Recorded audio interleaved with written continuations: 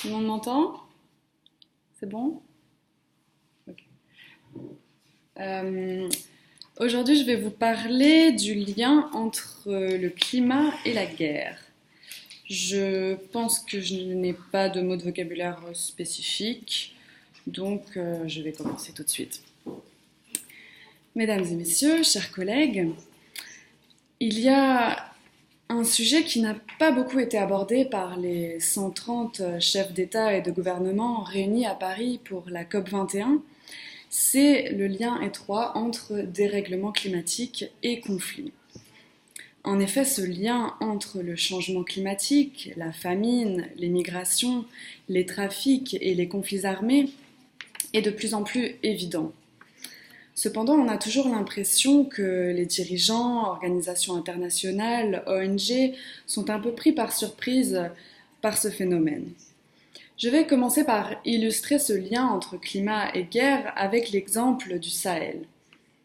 Le Sahel est une zone immense qui coupe en deux le continent africain, plus ou moins de la Mauritanie à la Corne de l'Afrique. Et c'est une région qui concentre tous les problèmes actuels de l'Afrique, voire du monde. Désertification, démographie, croissance démographique plutôt, migration accrue, État en faillite, terrorisme, guerre. Le dérèglement climatique est au cœur des conflits qui déchirent le Sahel. En effet, c'est une zone qui souffre particulièrement du réchauffement climatique. Selon des estimations pourtant assez optimistes, la température dans la région devrait augmenter de 2 degrés dans les 20 prochaines années et de 3 à 5 degrés d'ici 2050. La température moyenne dans le Sahel est déjà très élevée. À la saison sèche, elle peut facilement approcher les 45 degrés. Et ce phénomène va encore s'accentuer. L'agriculture de la région, déjà stagnante, va bien sûr souffrir du réchauffement climatique, de l'assèchement des sols qui en découle, et donc les rendements agricoles vont baisser. D'ici 2050, on estime qu'il y aura une baisse du rendement de 40% pour le maïs et de 20% pour le millet. L'assèchement des sols est combiné au problème de la pression démographique. En effet, la croissance démographique va plus vite que les capacités de production agricole. La population de la région du Sahel a été multipliée par 7 depuis 1960. Le taux de fécondité au Sahel est d'environ 7,5 enfants par femme. Cette région ne connaît pas de transition démographique. Je rappelle que la transition démographique est le phénomène quand le taux de mortalité baisse et en parallèle le taux de natalité se met également à baisser. Ce phénomène ne vaut pas pour l'instant pour le Sahel. Donc on a une population de plus en plus importante et de moins en moins de ressources. La pauvreté dans les campagnes cause l'exode rural. Les villes se retrouvent surpeuplées et sont touchées par le manque d'eau et le chômage. Comme vous l'imaginez, ou comme vous le savez déjà, cette situation provoque des conflits. Je vais prendre l'exemple de conflits dans différentes régions du Sahel. Au nord, je pense bien sûr au printemps arabe.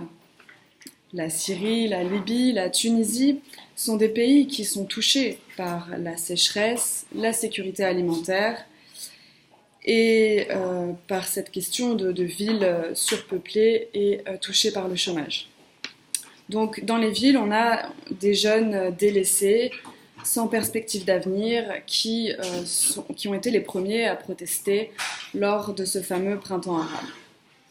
Je rappelle que 2011 a été une année terrible pour la Syrie car elle a connu une très grande sécheresse et c'est, comme vous le savez, aussi l'année de la Révolution. Au sud du Sahel, nous avons le Darfour.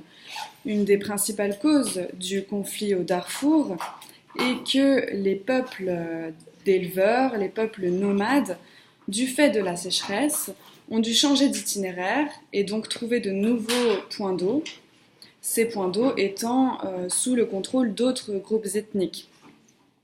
Et là où la cohabitation entre groupes ethniques se passait bien avant, dans un contexte de manque de ressources, on voit de plus en plus de conflits apparaître.